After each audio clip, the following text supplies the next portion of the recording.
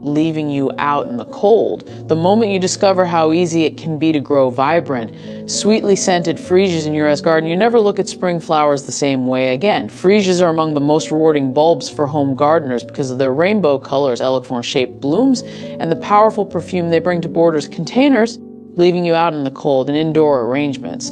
Whether you're gardening in a small apartment patio in New York or a sunny backyard in California, you can successfully grow freesias by understanding their seasonal rhythms and a few simple care steps. Many beginners think freesias are difficult, but once you learn their planting cycle and climate needs, quickly leaving out in the cold, these cheerful plants are surprisingly easy to maintain. In the United States, freesias thrive best in USD Zone 910 outdoors, but gardeners in cooler regions can grow them indoors or in pots and enjoy an equally stunning to start by selecting healthy Freesia corm, which resemble small bulbs. Look for plump, firm corms without mold or soft spots. When you buy corms in late summer or early fall, store them in a cool, dry place until you're ready to plant. Timing matters because freesias bloom in spring if planted in fall and mild climate summer if planted in spring in colder climates.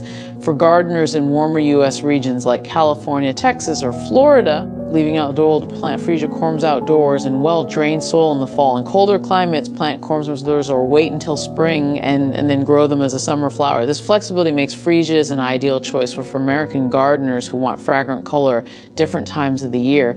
The key to healthy freesias is excellent drainage. These plants dislike soggy soil and will rot if waterlogged. Choose a sunny location that receives at least 6 hours of direct sunlight daily. Prepare the soil by mixing compost or rotted manure into your planting area to improve both fertility and drainage. If you're planting in containers, use a high quality, leaving you out in the cold. Free draining potting mixed with added perlite or coarse sand. Plant the corms pointed end about 2 inches deep and 2 inches apart. In pot, you can plant several corms closely for a dense, colorful display. After planting, water thoroughly, but then allow the soil surface to dry slightly before watering again. Consistent but not excessive moisture is ideal. Quickly leaving you out in the cold. Once freesias sprout, they produce slender grass-like leaves followed by tall flowering stems. As soon as shoots appear, it's a good idea to provide support such as small stakes or a low plant ring to keep the stems from flopping when they bloom. Feed your freesias with a balanced, slow release fertilizer or liquid fertilizer every 2 to 3 weeks during the growing season to encourage strong roots and abundant blooms. Because freesias channel much of their energy into flowering, supplemental feeding makes a big difference for beginners hoping for a show-stopping display. Watering is another important aspect of care, leaving you out in the cold. Freesias prefer evenly moist soil, but never warm, dry U.S. regions, and water deeply once or twice a week, allowing the soil to dry slightly between waterings. In cooler or humid regions, reduce watering to prevent rot. Once the flowers fade, gradually cut back on watering and let the foliage yellow naturally.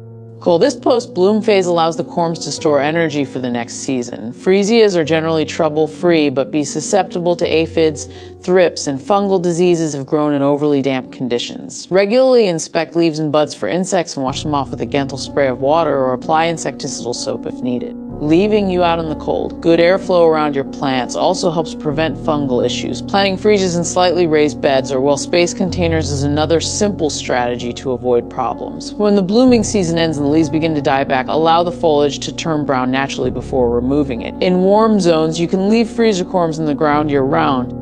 Backfired in the cold and they'll return the following season. In colder climates, dig up the corms after the foliage dies back. Let them dry in a shaded, airy spot for about a week, then store them in a cool, dry place in the next planting season. This simple lift and store method lets gardeners in nearly every U.S. state enjoy freesias again and again. Cold. If you're growing freesias indoors, place the pots in a bright, cool spot with plenty of indirect sunlight. Rotate pots every week so plants grow straight and use small stakes to support taller stems. Indoor freesias can provide long-lasting fragrance and color on a windowsill or sunroom table. They're poking you out in the cold, and they make delightful gifts for family and friends who appreciate fresh blooms. One of the best parts of growing freesias is using them as cut flowers. Harvest stems early in the morning when the first buds show color but before they fully open. Immediately place them in clean water with floral preservative and they'll last up to 2 weeks in a vase. This makes freesias a florist's favorite and a wonderful way to bring your garden indoors. Growing your own supply means you can enjoy high-quality, chemical-free cut flowers at a fraction of the cost of store-bought bouquets. Beyond their beauty, freesias are a fantastic choice for pollinator-friendly gardens.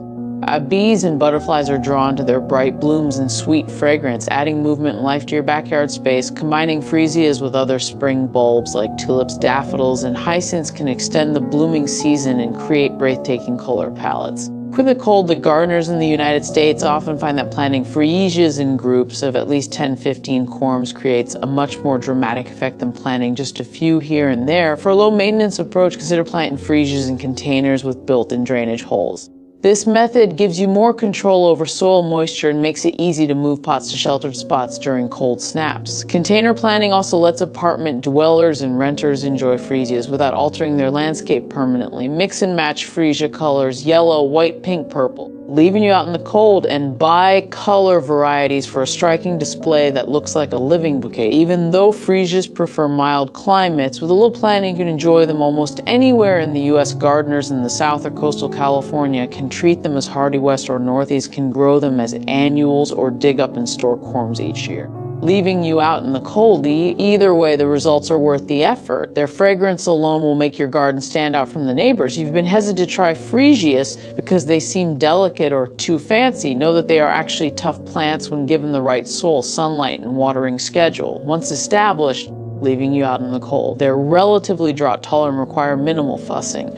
By starting with healthy corms, planting at the correct depth, ensuring good drainage, feeding lightly during the growing season, and allowing the foliage to die back naturally, you'll build a self-renewing cycle of colorful blooms year after year.